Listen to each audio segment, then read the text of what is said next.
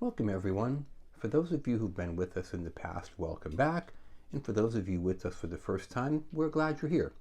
In this short series of 5 videos, we're going to be primarily focusing on things for estheticians, but barbers, cosmetologists, nail technicians, don't click off because 90% of what I'm going to talk about applies across the board.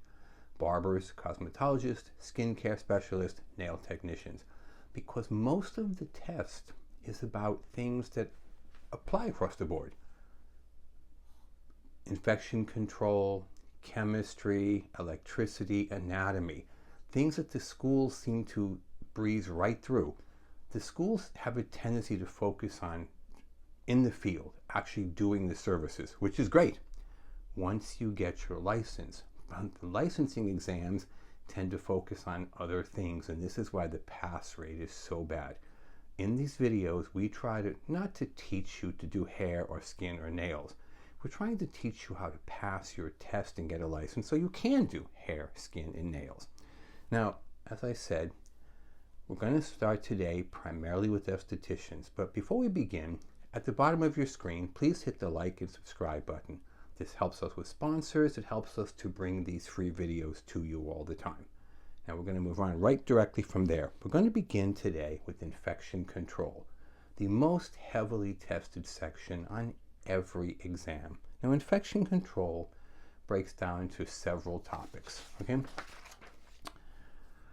there's government agencies, there's decontamination, there's viruses, fungus, a lot of things. We're going to talk today about 4 government agencies that are heavily tested. In no particular order. We'll start with OSHA, the Occupational Safety and Health Administration. Abbreviated on your test is OSHA, and I absolutely guarantee you there's several OSHA questions. Now keep in mind, OSHA exists solely for employee protection. Now, sometimes they use the word employees, sometimes they use workers, and both of those terms are in your book, employees and workers. Those of you who speak English as your first language clearly know that employees and workers are the same thing. I have had many students during my career who didn't speak English as their first language and didn't understand employees and workers were the same thing. And I'm certain if I spoke any of those languages, if my students spoke, there's probably multiple words in their languages the same way. So you need to understand the test uses the terms employees and workers interchangeably. The Occupational Safety and Health Administration, or OSHA for short, exists for employee or worker protection. They require a safety data sheet, SDS. Now, for those of you with an older textbook prior to 2015, this was called a Material Safety Data Sheet, MSDS, and both terms are still on your exam. One answer says Safety Data Sheet, or SDS. Another answer choice says Material Safety Data Sheet, or MSDS. They're playing a little game with your head. It's an SDS. It's been that since 2015. Now, what does the SDS do? It is a 16-point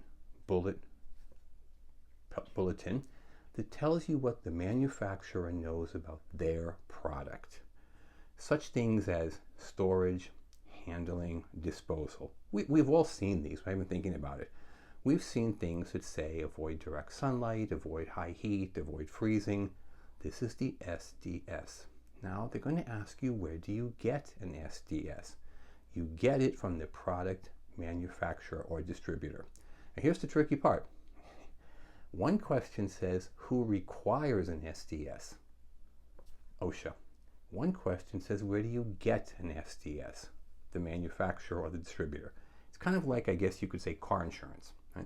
The state requires car insurance, but you don't get car insurance from the state. You get it from the insurance company. So be careful on the question. Who requires it? Where do you get it? Now, generally, you call the manufacturer, and they're going to say, go to our website and print it out, but essentially, you still got it from the manufacturer. Now, the next agency, the Environmental Protection Agency, called the EPA. They do many things in our country. Rivers, forests, lakes, trees. For our purposes, disinfectants. If you see the word disinfectant on your test, the answer is the EPA, Environmental Protection Agency. Now, there are a couple of kinds. There's barbicide, most of us are familiar with it, quaternary ammonium compounds. The state will never use a business name like barbicide. They're going to call it by its actual chemical name, quaternary ammonium compounds, abbreviated as QUATS. If you go in your local supply store and pick up a bottle of barbicide, and the ingredients will say quaternary ammonium compounds. Now, I'm going to ask you, what is the minimum disinfection or the minimum immersion time in QUATS? There's two possible choices here. It is 10 minutes or as per manufacturer's directions. So don't fall for the first seemingly correct answer, 10 minutes.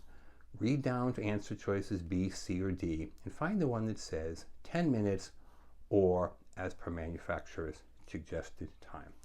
The second disinfectant is bleach. People call it Clorox. Clorox is a name brand. There's other brands of bleach. Again, the state will never use the word Clorox. They will call it by its actual chemical name, sodium hypochlorite. We're going to stop here because I try to keep this video short. So far we've covered 2 of the 4 government agencies, OSHA and the EPA. Now, if you have any questions, give us a call, 760-534-4434. We have operators standing by in both English and Spanish. If you want all the questions on your test, make sure you get our book. It's a very simple book. It's not a textbook like you had in school. This is a book of questions and answers. It will give you every question on the test in your state so far this year with the answers, the 4 possible answer choices, then the correct answer. Now, we have the book in English and we have it in Spanish. We used to have it in Vietnamese. There wasn't sufficient market. The books would sit too long on our shelves, and we don't like to sell old material. We keep our material very current. Every 2 or 3 months, we publish new books. Give us a call, 760-534-4434, or visit us online, www.cosmetologystateboardexam.com.